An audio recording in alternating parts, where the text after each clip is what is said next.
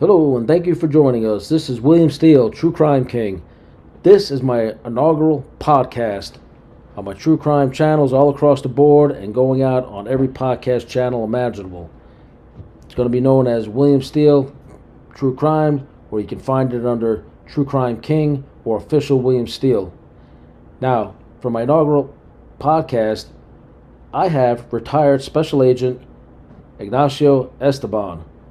He's retired from the Department of Alcohol, Tobacco, Firearms and Explosives, and since his retirement, in about a year, he's written approximately 50 books, which you can find on Amazon. Please check out his books on Amazon. So, as a special agent in the Miami and Tampa field divisions, he worked undercover investigating violent street gangs, international firearms traffickers, violent repeat offenders, and other types of federal investigations. Prior to his joining ATF in 2000, he was employed with the United States Customs Service at the Miami International Airport, and he was a member of the elite contraband enforcement team, responsible in seizing large amounts of cocaine and heroin entering the United States from Latin America. His background, incredibly, was originally in political science, which he holds an intense interest in still, as well as history, and he has a Bachelor of Arts from St. Leo University. He also studied international relations at Florida International University in Miami. In his retirement, he's become a prolific writer. This man's an American hero, a living legend in law enforcement. We have nothing but respect for law enforcement, federal and state. So without further ado, I'd like to introduce retired Special Agent of the ATF, Ignacio Esteban.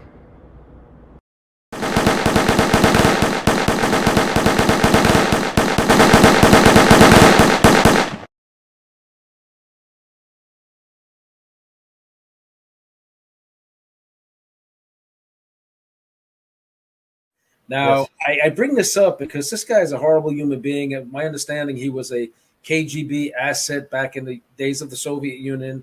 He had intelligence training, language training. Yeah, big linguistic guy. He was a big guy, and he was proficient in moving weaponry around the country, and especially in the continent of Africa to these war regions. And so, you being in law enforcement, I'd love to hear your take on him because, unfortunately, in the media now, is it trying to trade him for a basketball player and somebody else Yeah, who okay, let them do their time. I feel bad they're over there. I think the other guy's innocent. He was I forget his whole story, but there's two trades they want to make. Whelan, right? Last name Whelan. Yes, sir. Yeah. But Yeah. Victor Bott is like one of the most dangerous people on the planet. Yeah, no, we can't trade that. That'll be the worst trade in history. But this president wants to do it. This president, Just like the withdrawal from Afghanistan debacle with this administration, but it's par for the course. And I put that in my book. I do a political book called Joe Biden One and Done, and I list a lot of the debacles that are going on, and this would be up there on the list if he was to trade. But he did meet with the family, and he did say that something's in the works. Remember, he just met recently with Brittany Griner's significant other, right, and with the Whelan family. So there's something in the works. I hope it's not this guy. He's right now sitting. He got sentenced to 25 years. And I'll give your audience just a little background because I wrote a very good book about him. Victor Bott, the most dangerous arms dealer in the world, right? Yeah, get it, guys. It's on his Kindle, I believe, and you have two versions of it, I believe, right? Yeah, if you are a Kindle Unlimited subscriber, it's free. But if you type my name, Ignacio Esteban, you see there, you go on Amazon, you see my books there, and that's a good read. And also you can see in some of the other shows, and I go into detail about Victor Bott. And the links to your sales pages and your books will be in the description of this video. So please. Oh, thank you, Will. I appreciate that. Yep. So he was Soviet Union collapsed in the early 90s, right? He was part of the Soviet Army. He was part of probably Soviet intelligence, Yep. KGB. That's very right. linguistic. He had a very good ear for languages. Allegedly, he spoke 6 different languages. Obviously, English, French. He learned Portuguese, Arabic. He learned Farsi. I mean, the guy was very good at it, and that's something specialized. So he was being used a lot, but he's also very knowledgeable of firearms. Lord of War with Nicolas Cage, if anybody has seen it, 2005, is loosely based on his life. Good movie. If you haven't seen it, it talks about what he did. and he goes and pretty much becomes the guy who arms these warlords in Africa, but not just Africa, in Europe, anywhere there's a conflict in the world, people call him. Yep. But he armed both sides of the same conflicts. He wouldn't care which side, as long as he got paid somehow. That's It, right. it didn't even have to be in dollars. He was famous at Charles Taylor with blood diamonds. He would take blood diamonds even for payment, and he was out of us between Sierra Leone and Liberia. He would get 50 years. So he's been doing that for years. Eventually, in a big, elaborate, impressive sting by the DA, in 4 months, they end up arresting him in Bangkok, Thailand, by having what I was reading in the indictment and the court documents. It appears they had high-ranking FARC members, which was at the time a terrorist group in Colombia, running cocaine to the United States. It appears, because it kind of says that it took a while to get to that comfort level. And according to the indictment I was reading, working as CIs probably for they were CIs. And Victor Bout says, circle the picture according to the court documents. Which one of you high-ranking FARC members are you in this picture that I have? And allegedly, they were able to circle him, and then because he was a man of mystery, living in the shadows. I don't think anybody knew where he really was. Right. After all these different meetings in Curacao, in Romania, and they were meeting all over the world with a go-between. Occasionally, they would have phone call conversations. And then finally, he came out in Bangkok, and they went to a hotel room up there, and they had a 2-hour meeting that was fully recorded, talking about the FARC, how they're going to use the weapons. And he didn't care that they were going to be used against Americans, against the military. And this wasn't like a small list. I mean, you're talking about high weaponry, surface-to-air missiles. You're talking about, thousands of rounds of ammunition, 100,000 rounds of ammunition, millions of rounds of ammunition, AK-47, all the weaponry you can imagine to use in war by the FARC. And he didn't care. He said the enemy of the United States, enemy of the FARC, is also the enemy of Victor Bout. That's right. And he should not be traded. He's captured. He should not be traded. It took him down. Reiner, it's my understanding, is one of those people that would not even stand for the national anthem. And to me, this is and I put this in my book, this is Putin's. This guy's a character, and he to me should be tried as a war criminal. I have his Putin's tyranny and everything else he's done. But this is a ploy he's been using against Americans since the war. He's been falsely arresting people, and hopefully because he is, and I think based on what I'm saying, that Victor Bout, if he's not still Russian intelligence, is a Russian asset. And the only picture he has in his cell, of course, he's in Marion, Illinois, in the federal pen, and he's in isolation, is of Putin himself, and he supports the war in Ukraine. That's it. That's all he has. So he's still hardcore KGB. The other guy is obviously big KGB guy. For the audience, how I read this guy before he became independent arms dealer to all these people, he is the demonic version of, say, a James Bond figure who has all the language skills, weaponry skills, but it's in the movies. This is the real guy, but he was doing nothing but bad things. He's like, the evil doppelganger to James Bond. He needs to finish his time. And after he finishes time, he needs to be transferred to the International Criminal Court in The Hague. Absolutely. And do more time over there. That guy should never see the light of day again. Never. Because he's only in his mid-50s. And he gets out.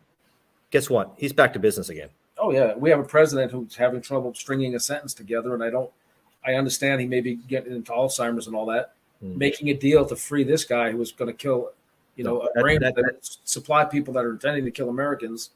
Joe Biden, one and done. I see the midterm election as not a red wave, but a red tsunami.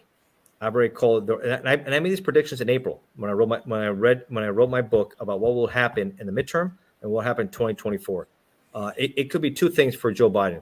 It could be another Jimmy Carter, where he gets crushed like a popular state governor, like a Ronald Reagan type. Could be a Ron DeSantis, right? Could come out and crush him, or it could be even like LBJ. Because of the Vietnam War, he can't run again because he's so unpopular. So I put those are the different options for Biden in 2024. But now they definitely Pelosi's done. I even heard a rumor that she knows she won't be Speaker of the House. That she wants to be the ambassador to Italy. Well, you have such a trading record with stocks that her skills exceed Warren Buffett. because of the inside information she's allegedly trading on. I heard that. And of course, we don't want to talk about Hunter Biden and his brother, how they got these kind of lucrative jobs with the Chinese and the Ukrainians, where they have zero experience in the oil industry. Right. Nothing. Burisma, I think, one of the companies, right? Unbelievable. All the problems. So the Biden administration, I think, has been a complete debacle from Afghanistan, the worst inflation we had in 40 years. Absolutely. Yeah. Remember, they say it's the economy. For all of Donald Trump's personal shortcomings and crass talk, he was actually, in my opinion, one of the most effective presidents we've ever had. So people, Joe Biden has been very difficult and he's made some, and if he does do the swap, it goes up there as a huge debacle and a stain, is because this guy is a clear and present danger of national security. So he favor Trump going forward again? I do not. I put in my book, the only guy Joe Biden can beat is Donald Trump. And the reason why I put that is the same force that came together in the last election cycle in 2018 or 2020. We'll do it again, because he just polarizes people so much. You know who I think is a superstar, in my view, is Ron DeSantis. Ron DeSantis' numbers are enormous, and I'm a big fan of his. I can't vote, but I'm more for Republican leaning. Listen, my attorney, Peter Tickton, the attorney went between you and your problems. Peter Tickton went to New York Military Academy with Donald Trump. Peter Tickton's a very good friend of mine. He's representing Trump in the lawsuit, the racketeering lawsuit against Hillary. Oh, wow. And they're all the top Dems, right? So Peter Tickton. So I don't – DeSantis – here's why I'm a little biased about DeSantis. I was a nonviolent offender about to get out in the middle of a COVID pandemic.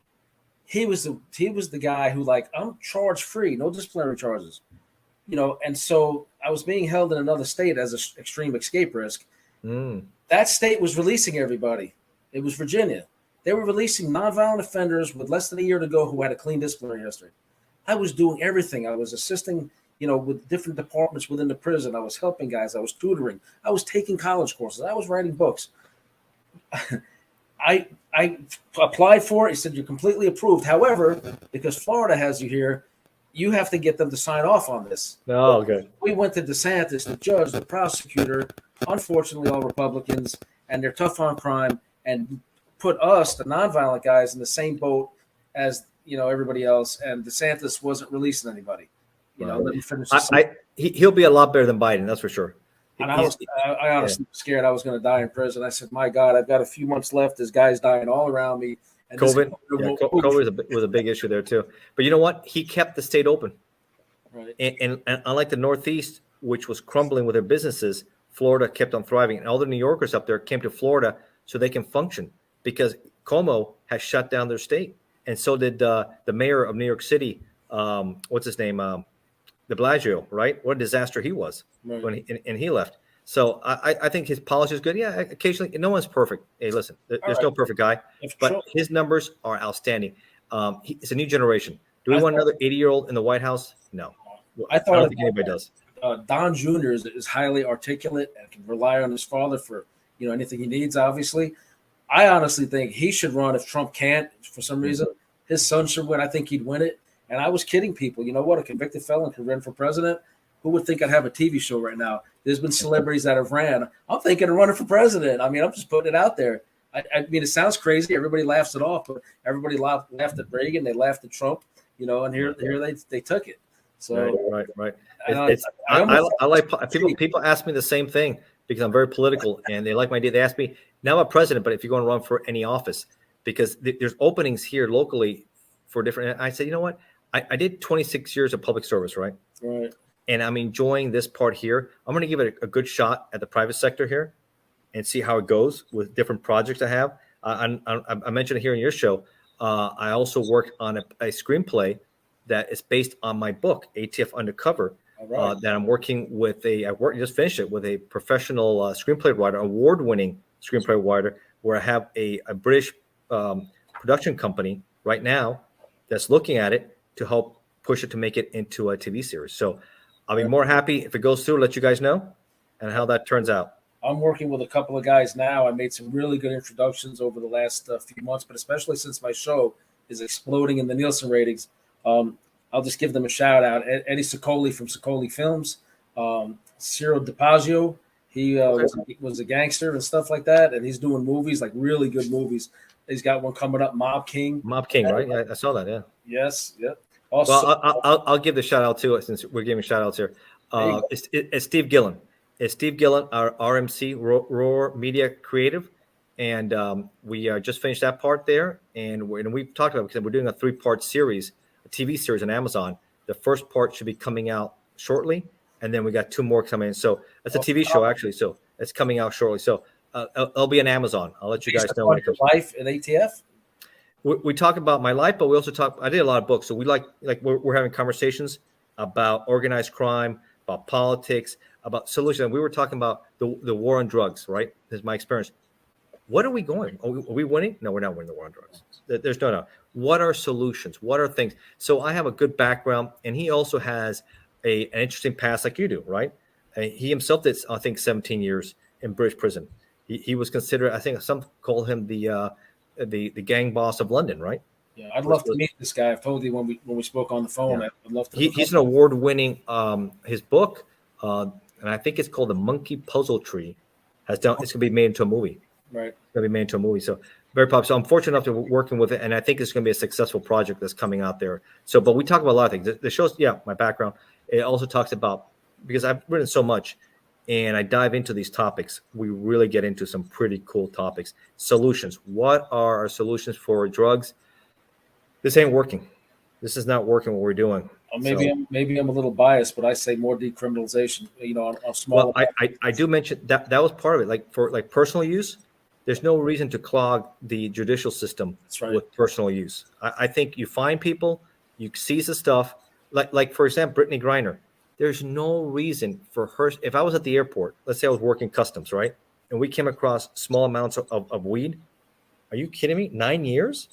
That is a setup by Putin, no doubt about it. If she was from Mexico, do you think she would have gotten 9 years? No, he wants a bargaining chip, American citizens for bargaining chips. That's what he's doing.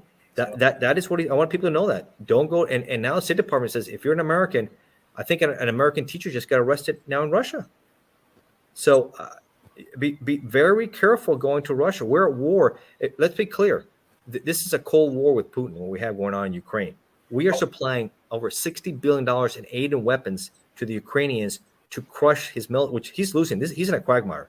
Let's just be quiet. He is in a quagmire. They're getting beaten badly, and he's not happy with it. I think today he indicated he's not going to stop. Nope. He's not going to bluff about the use of tactical nukes.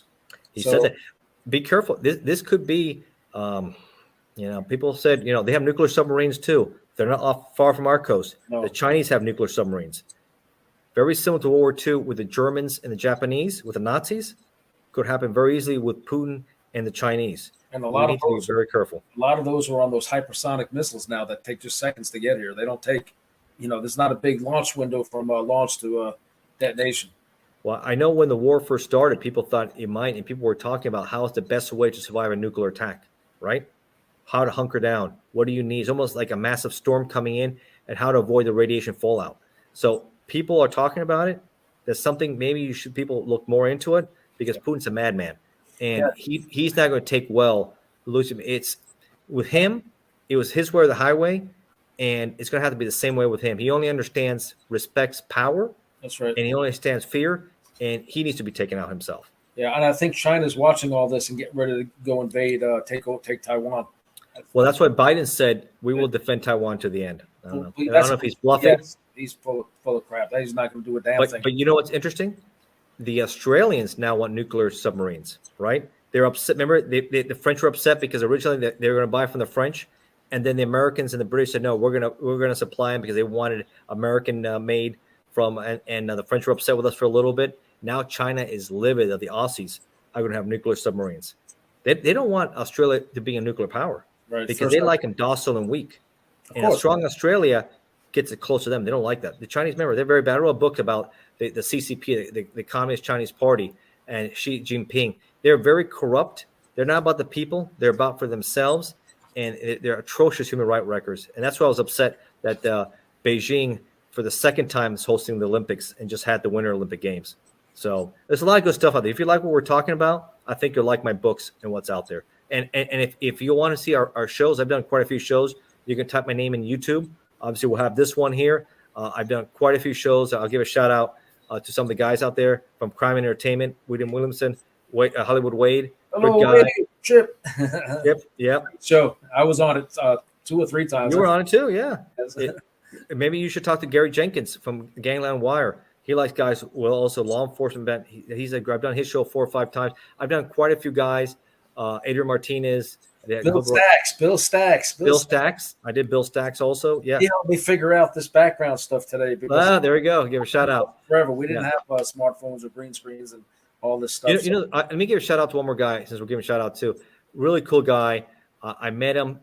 He's starting off. He's from Australia. His name is Thomas Berryman. Really cool show he has, and I've done it, and he's been really good. And we had a great conversation also, almost 2 hours talking about everything also. So shout out to all these guys out there. So if you like what we're talking about, I think you can find a lot of cool things, a lot of cool content in YouTube. You can find a lot of things everywhere. And then you can look at our books, both our books we both have out there. Watch your show, watch my show, and I got another one coming on Amazon shortly, which you'll be able to find out. And everything, which is a great, beautiful thing. I mean, ATF was part of my life, but my background, like I said, I had international relations, had almost a master's degree in that. And I really expanded, and I really had a passion for that. And I've been following politics since I can remember. I think the first election that I can physically remember was seeing Reagan beat Carter, right? That was transforming. That he was the first one, if you look back, make America great again. Remember the mega hats? Ronald Reagan is still the star of the mega hats. Oh, I didn't know that. Yeah, you look at a great speech Ronald Reagan made from the Statue of Liberty. He took New York. He embarrassed Jimmy Carter, took New York from the Statue of Liberty, and they had the mega hats. That came from Ronald Reagan. I have a story about Carter. My mother was mentally ill, and it's a long story, but she liked him. She sent him pictures of me when I was a kid. One was me holding a broken BB gun pointing at the camera. So I come home from school. I got the Secret Service and the police at the house. Oh. They take me to headquarters. They take a picture out. Something just happened here. I don't know what it is. So they take me there. They ask me about it. I said, my mother loves Jimmy Carter. She probably didn't even see the picture, but she was mentally ill. And so that's why I defend people from bullies and, criminals and just horrible things that unfortunately I was involved with. I wasn't a violent person, but, I really have a heart for helping women and children and the mentally ill. So I always like to help people in need. There's no doubt about that. Okay. So Ignacio, I have a series of questions. Some were posed by various people interested in the work you do. Okay. Some were mine, having been a law clerk and seeing things. So let me see. So I know you wrote books about like controversy or maybe corruption within the DOJ, or was it ATF, FBI? Anything along those lines, and particularly what I'm looking for. That's an interesting story for that. Sure, it's called ATF versus the FBI: the rivalry within the Department of Justice. But that's been long gone. That even occurred before ATF became part of the DOJ. Treasury before it was Treasury. That's right. We're Treasury. Right. So we were founded in the early '70s as ATF, right? And later they added explosives. But the legacy, Elliot Ness, who's on Untouchables, he was a legacy ATF agent, right, for the Bureau of Prohibition, and eventually ATF evolved to what it is today. I give a little history lesson here and call the alcohol, the tobacco. So, how much work does ATF do and all this other stuff? I'll be funny about it, but it's true. It's the A for alcohol is very small. The T is very small for tobacco diversion today. Obviously, Prohibition era was different. But I'm talking about in 2022, what's going on, right? Or before that. Firearms is enormous. That's enormous. Explosive. The E is medium for explosives. Right. So small A, small T, huge F, medium E. It's pretty much how you can describe what we're doing. So there's always FBI. There's a rivalry, right? They want to be the big dog. They're the ones that want to show that DOJ, and they pretty much, ATF has this niche, right? Where we work our lane. But sometimes because FBI is so huge, over 10,000 agents, right? They tend to want to cross into other people's lanes and to works. And of course, being the FBI, they sometimes want to try and take over, which is not necessary. Obviously, anytime they say use a T word, terrorism, right? Oh, this is terrorist related, right? They want to take over. they want to absorb. They have the Joint Terrorism Task Force, JGTF, yeah. Right.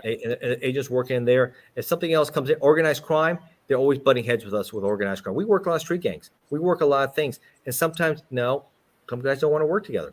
I'll tell you a situation. As you had mentioned Parkland, and you're familiar with South Florida, I had responded at that time. I was in an international firearms trafficking group, and we had responded to help out in Parkland to help do interviews and process the scene. And FBI wasn't very happy with that, right? And allegedly, they had told some guys from BSO, hey, ATF is contaminating the scene here in the high school. Get them the hell out of here. Like Broward Sheriff's Office. Yeah, Broward County Sheriff's Office. Right. That's how they roll. So we're out there working as a team. They say, no, toss them out of there. And we had the 4473 from the Ramos purchase, right? Because at that time, if you're under 21, you could buy a rifle. Right. It's changed. Florida did change that to make it 21 over. So they wanted that evidence.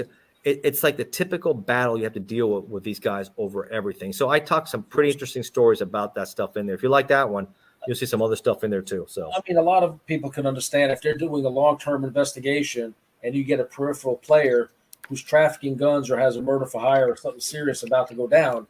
It seems like your supervisors need to mediate something where, look, we need to eliminate this while you guys continue that long-term investigation. Sometimes you can't get that to work. And it gets ugly. And with this situation here, the SACs had to meet because it got so ugly. It was an ugly situation. So if those kind of things aren't worked out ahead of time, it's going to only get ugly at the crime scene or whatever. It says, no, I've got jurisdiction. No, I got and then you just see that butting heads, and it's ugly. But I saw that a lot too. I don't miss that. I don't miss that being retired. That's for sure.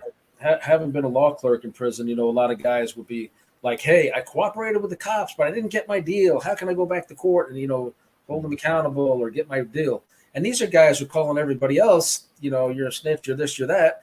And, my nickname was New York. Hey, New York, looking around for their buddies, because they think they can have confidentiality with a law clerk. There's really no confidentiality.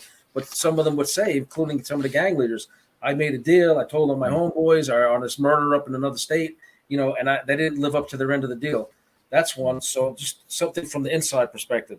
The other thing I wanted to ask you is, when you recruit a CI, I know a lot of guys get in trouble and they're working off a charge. Other citizens maybe want to earn some side money, know something, and they get on like a payment thing or whatever per diem or like award money. But what I want to know is, everybody knows it's a necessary evil, to use people, whether they're untrained citizens or unreliable criminals. I get it. But what a lot of people want to know is when an informant goes bad and they're digging into life still while they're setting up all their buddies over here.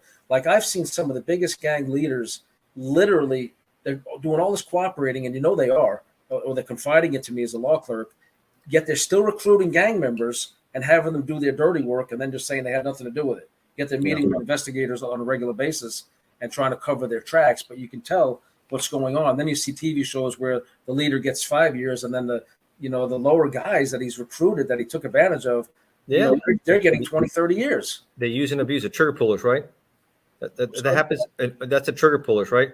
Right. The head of the organization, you can see it from the 1%ers to the mafia. They're not going to get dirty, right? That's right. They're gonna have the other guys do it. They're not stupid. And how many cases came out like that where those leaders were like high echelon informants the whole time? Whitey Bulger, you have the Columbos, you have both the father and son Scarpa. I mean, high echelon FBI informants. How about Sammy the Bull? Sammy the Bull. I heard that he got his 5 years for killing 19 people, but there was the police officer he killed that never came to light until years later. There was some police officer. And I think he had issues in Witsec. He also had issues going on in Witsec also. Him and his son were dealing ecstasy out. I think New Mexico or Arizona. He got 30 years. The son got 9. Yeah. But now he's done very well. If you check, I'm new to all this here, what's going on in the podcast YouTube world. I see him. He's all over. Right. Yeah. He's telling his stories, and he's using a lot of profanity, and he's reminiscing, and he's calling out other gangsters who are liars, and they're calling him a liar. And I want to stay away from that. My show, for the record, for all my audience and my fans, from inmate to roommate, I want to have a clean show. I don't really like all that drama. You guys are mad at this one, and I saw everybody on these platforms, except for maybe Ignacio, is probably going to embellish their stories. So for you to call the next guy a bullshitter, I take it with a grain of salt. Consider the source. And he survived because look at Gotti. He dies in the federal pen, right? He goes after him. A lot of the guys around him either died, were assassinated, or did lengthy. So some guys get lucky or they do a real deal, but some of the guys. So yeah, do you get guys playing both sides? Absolutely. Unfortunately, if that comes to light, then they're not a paid informant anymore. They're now going to be a cooperator, and if they keep on doing it, then they get blackballed. That's the one thing. Continuing to commit crime. I get it. The agencies can overlook some of the nonviolent stuff, so the CI can keep up the image of being involved with criminal activity. But the other thing that comes to mind is when you have people that entrap people. I'm working with a guy, Dr. Leslie Marlin Scholl. He was a very good physician with medical practices. And if you guys want to follow him, go to Clear Dr. Scholl. And there was an FBI informant who posed as a biker and a bunch of things. He tried to rip me off and sell my fiance a fake cure for leukemia. Charles Ray Smith, Elkhart, Indiana. But anyway, so he's been arrested now by the FBI. He's looking at 120 years. And he's been linked now and suspected to have killed many people in the Midwest. But he's on house arrest right now. So people are wondering, how is this guy who posed as a Hells Angel to terrorize people and swindled all these citizens in Indiana and elsewhere, probably for millions of dollars. I mean, I saw $2 million on his table, just a few months ago. How does he continue to work, as a CI when they know he's entrapped a few people? What is supposed to be done about that? If you guys become aware of absolutely. If I mean, at least I did that. If you become aware of an informant and he's doing that kind of criminal activity, he's done. You can't work with someone like that. Right. Absolutely. I would have just been done with him. Now we're going to have charges on you. The investigation stops here. That's why I was always tried as an undercover, have my informants introduce me, and I will cut them out. And I'll be done with them. And I would deal with it. I did not want issues with informants. It happens a lot. Sometimes, you know how they are. They are necessary evil.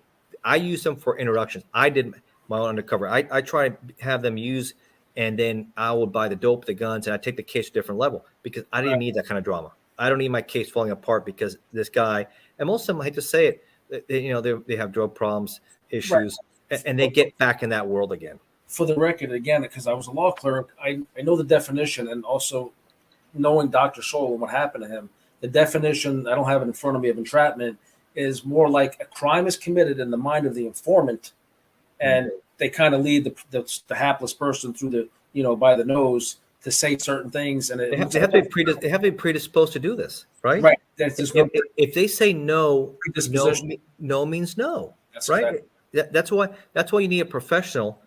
You give me the introduction and I deal with it because they're not professionals, right? Right. They haven't gone to the academies. They don't have access to chief counsel in your office. They don't have access to case law. They don't have access to United States Attorney's Office. There are street informants. So this guy sets up Dr. Scholl, right? Fake murder for hire. Says he wants to kill his wife, his divorce lawyer, and I think his business partner in a medical practice. The murder for hire was like ATF, FBI, all these agencies that his guy's been working for as a CI. I think he was might have been ATF. I don't remember the agency, but I think what the outcome in a lot of these cases is the agents can legitimately say, I was operating in good faith on what he said or brought to me. And therefore, it's not like I was involved with this guy's illegal stuff to set this man up. But in this case, they literally dropped all the murder for hire charges. Like the doctor went to jail. I think a few weeks later, or as part of a plea, they dropped it. And I said, who in the world drops murder for hire unless they knew the informant was dirty to begin with? Yeah, but what happened is the reason they were able to still put Dr. Scholl in prison is because he gave over to this guy a $300,000 gun collection, including completely legal automatic weapons, silencers that he had, collectible guns, because this guy was also a gun dealer. But the problem was when he did it, Charles Ray Smith keeps the guns, sells them to Midwest Firearms out here in Indiana. I think it was, I forget how much it was right now, but it was like $300,000 in guns. It was $45,000 he got for them, and takes the machine guns and silencers and gives them to ATF, FBI. Hey, Dr. Scholl gave me these. So the poor guy goes to prison for 13 years, and it is what it is. I mean, he transferred it without the right paperwork. Yeah. But it seems like it should be like stemming from an entrapment case to begin with. The poor guy, he's out now. He's trying to get his medical license back and his good name restored. The good thing is the guy kept swindling people. He's now facing 120 years. Wow. First court appearance in court in October, he lied to the judge. Your Honor, I haven't been out of my bed in 3 years. Well, the FBI's got him on surveillance in Tennessee, Florida, all these other places, but nobody's charging him with perjury because the AUSA the next day said he lied to you the day before.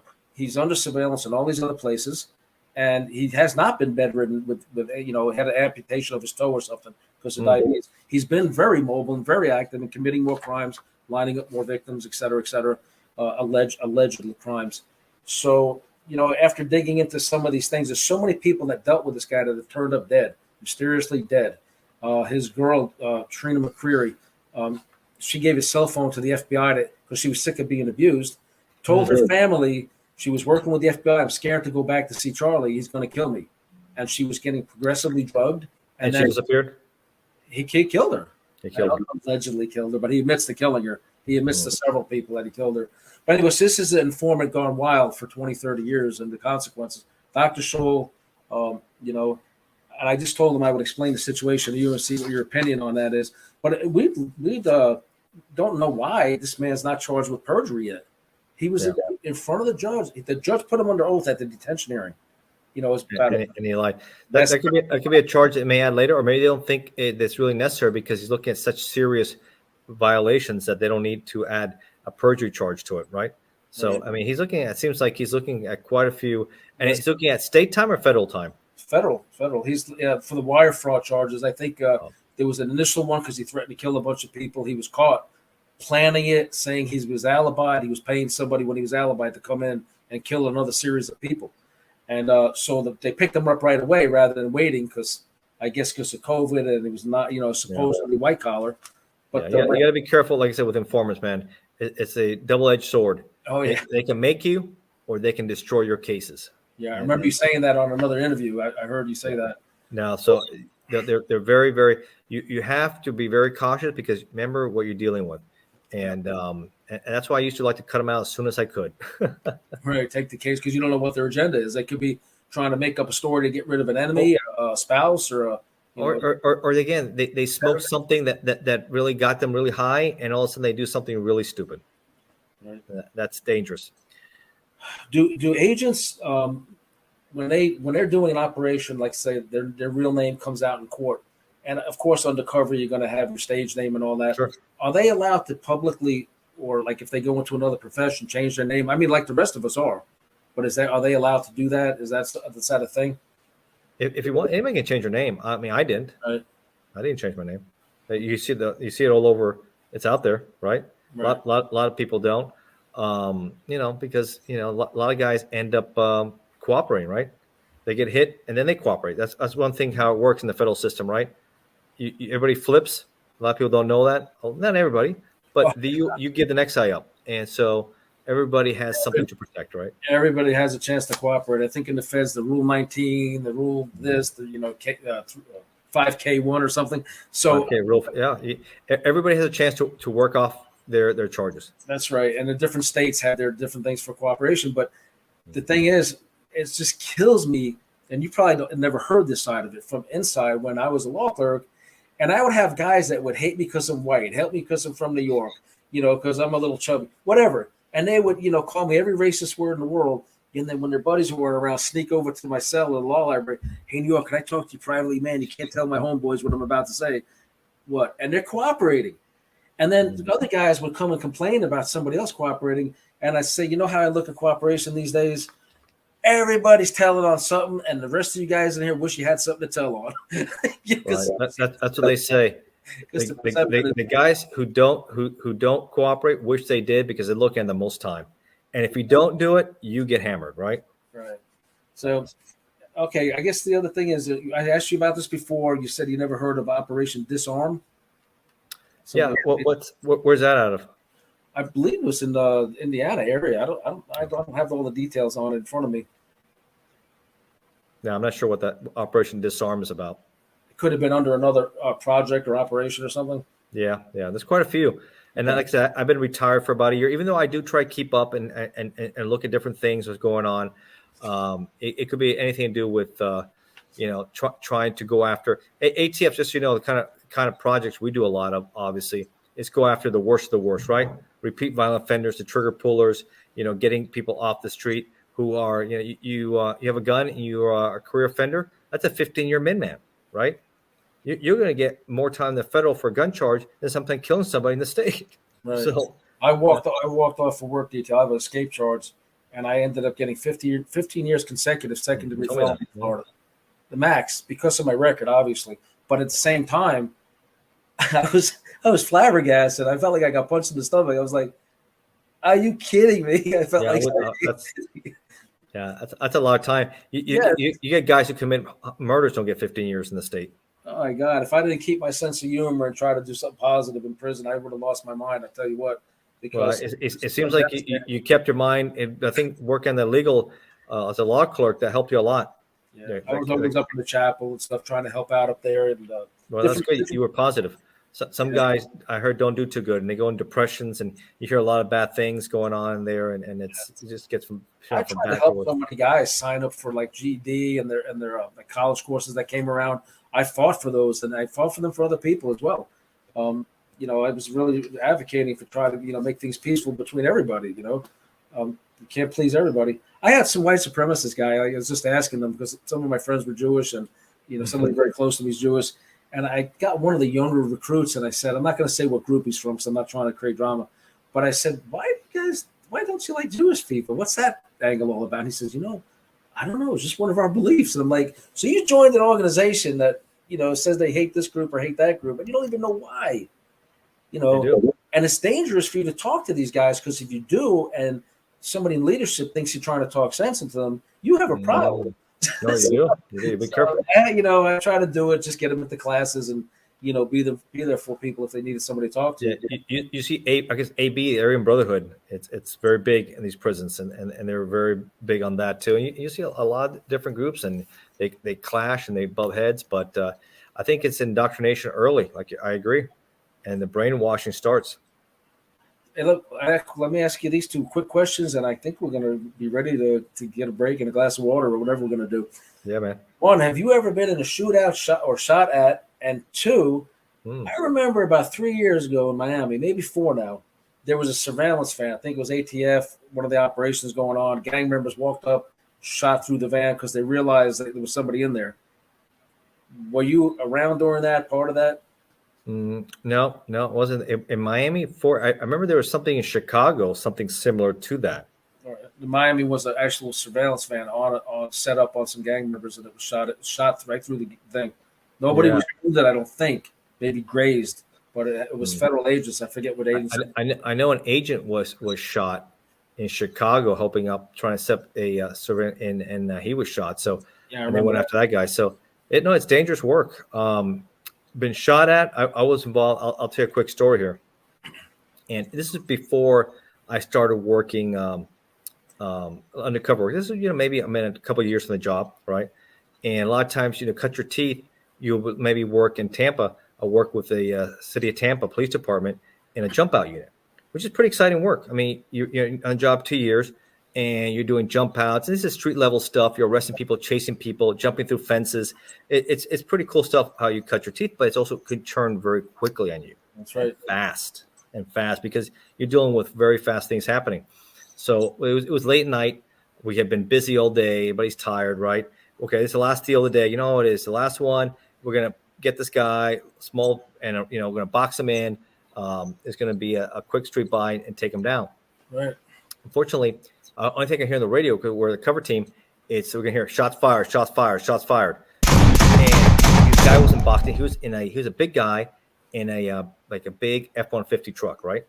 And he got out, and he was going to run over one of the arresting officers. So he had to move out of the way, and he opened fire at the guy. So we came around the corner, and he was bearing right at us, right? Coming right at us.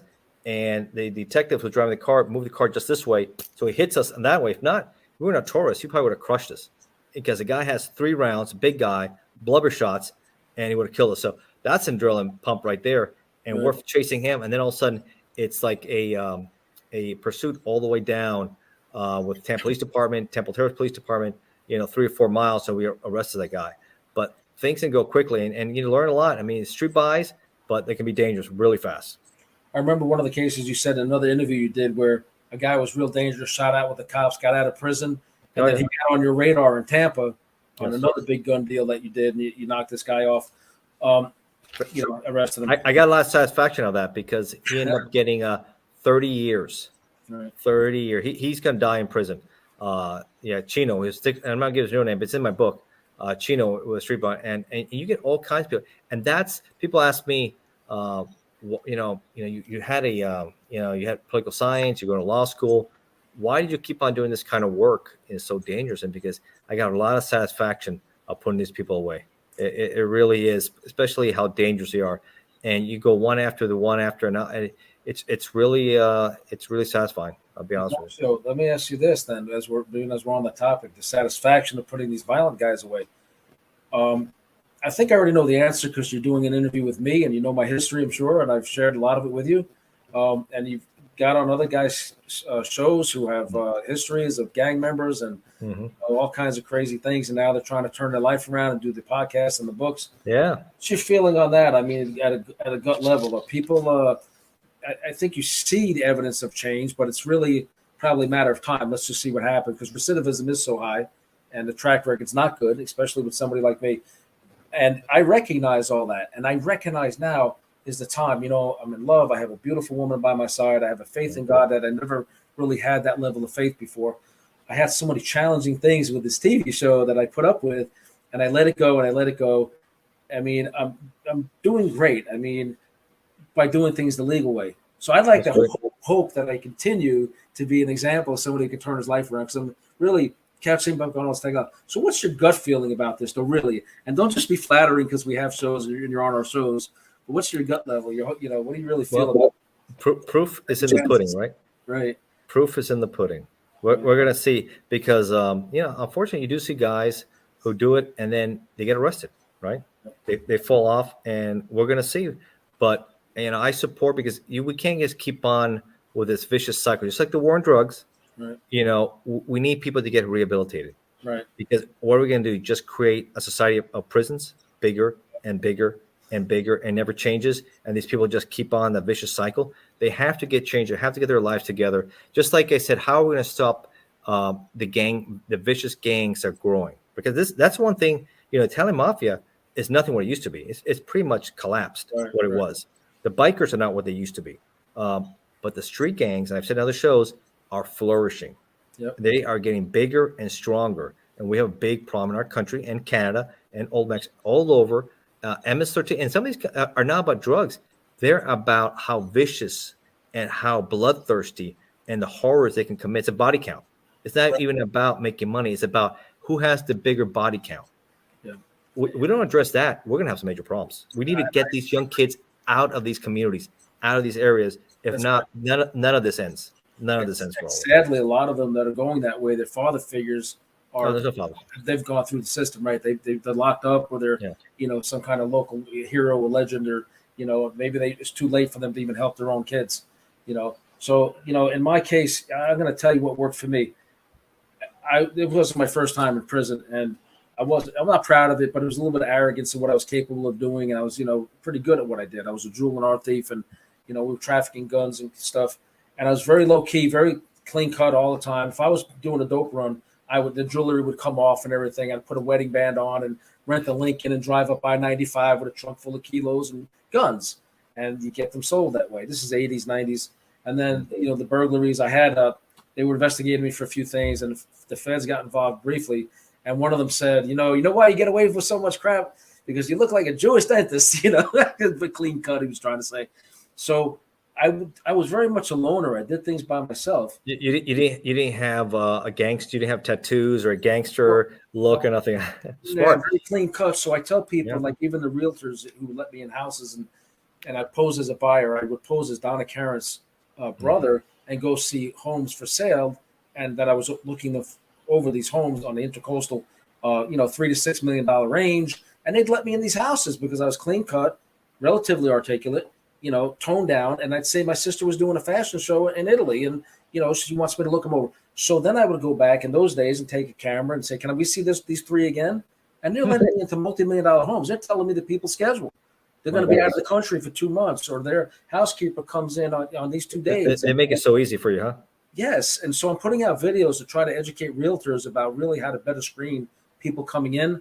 For sure. I know things change now with the sign-ins. Like if there was a sign-in, I wouldn't even touch it with this part of my hand. I would scribble something with my own pen. I wouldn't even put my real name. But I'm sure now things have advanced that there should be cameras when the people come in for open houses or showing houses. There should be images. There should be a sign for the protection of the homeowner. Everything is going to be under surveillance as you're touring this house. I know that I know people who are realtors, and you sell property. Everybody has open houses and all that. Right. You need people, realtors that are inside the house, and you have like a team. One person is watching, and one is presenting. Right. Mm. You need a team in there, because you just can't be one realtor open house, and there's like 3 or 4, and you always have the one. No, because stuff is going to disappear. You have to have accountability. Well, here's the thing. Then they look at it. They got to split their commission. So, you know what? That's what they do. They're supposed to be teams, right? The guys are teams. They work together. I almost never hit a house during an open house. One time I went in one off Las Olas. The realtor was there. When we went to the closet upstairs, it was like a $4 million house on the Intercoastal, whatever, one of the Las Olas side streets. The closet was as big as my bedroom, bigger. Her closet, and then his, and then the bathroom. And I saw this jewelry pouch up between some sweaters. It was peeking out, because I would say, I'm Anna Karen's brother. And as we go through, can you open the closet so I can get a good view? Because we're probably going to gut renovate. I have all these, bullshit stories. Yes. And I apologize to anybody I did this to. I'm trying to tell the story now to protect people. But, they left it pretty visible.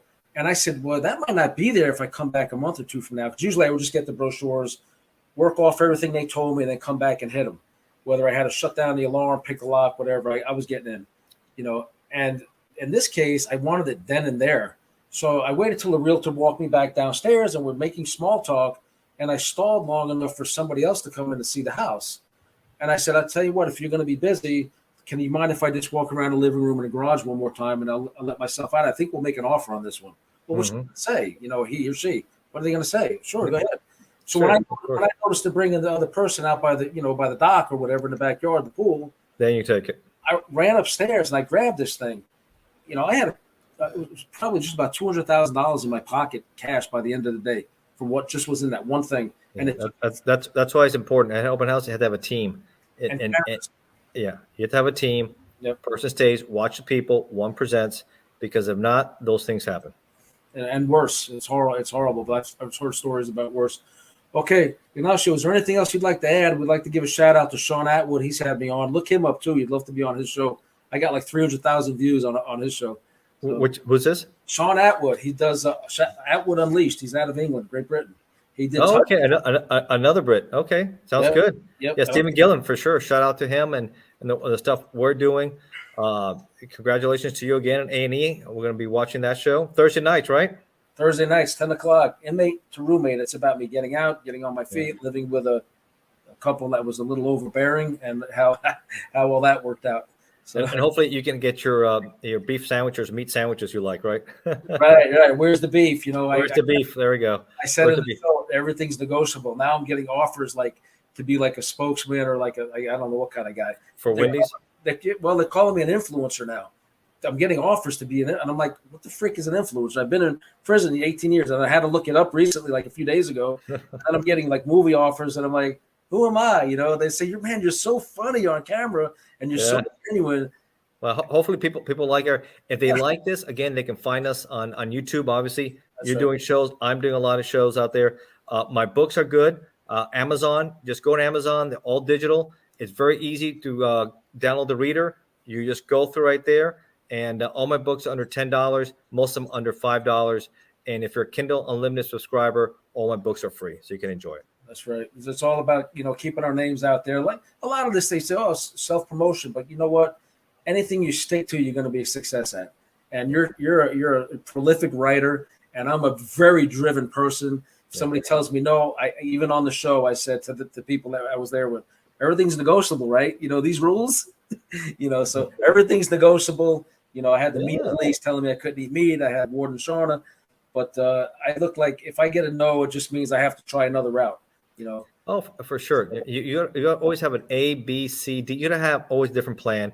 You gotta be. That's one thing I'm really good at. I love chess, and I always have different moves.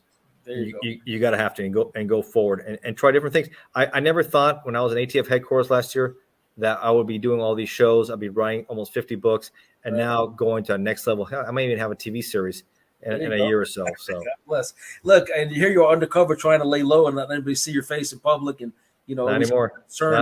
Now you're like a camera on you all the time. Yeah, it's great. It's great because now I get to be who I really am, not pretend to be I pretend to be a criminal to catch criminals. Right. That's what I was doing. Now I'm being myself, and now I get to talk about this stuff, which is great, and write about other things. I'm not stuck in one genre, true crime, but I'm in politics. In fact, I'm even on election night.